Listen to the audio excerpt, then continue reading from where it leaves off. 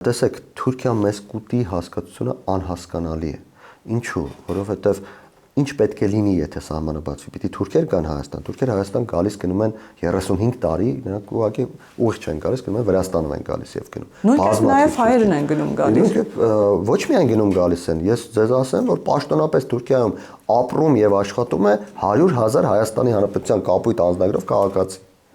Այսինքն նրանք Հայաստանի քաղաքացիներ, նրանք նույնիսկ ընտրելու իրավունք ունեն, կարող են գալ եւ ընտրել առաջիկա ընտրություններին, բայց նրանք ապրում եւ աշխատում են Թուրքիայի Հանրապետությունում։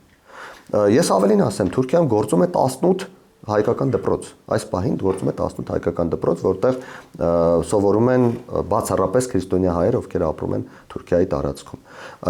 Ես չեմ ասում թուրքերը հրեշտակ են, թուրքերը հրեշտակ չեն եւ թուրքական տարը շատ կցանկանան, որ առավոտյան արթնանար եւ տեսներ, որ հայերը վերացել են, հայերը գոյություն չունեն։ Բայց կա օբյեկտիվ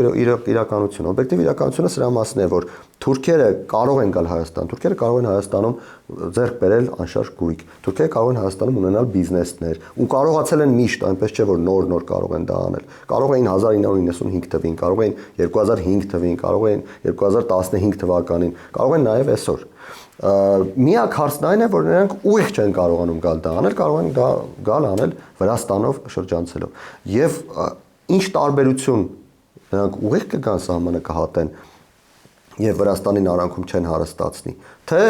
կգնան Վրաստան, Վրաստանի մաքսային գումար կտան, Վրաստանում կանցնեն, Վրաստանի, չգիտեմ, ենթակառուցվածքներից կօգտվեն եւ հետո կգան Հայաստան։ Հասկանում եք, սա ակնհայտ մանիպուլյացիա է։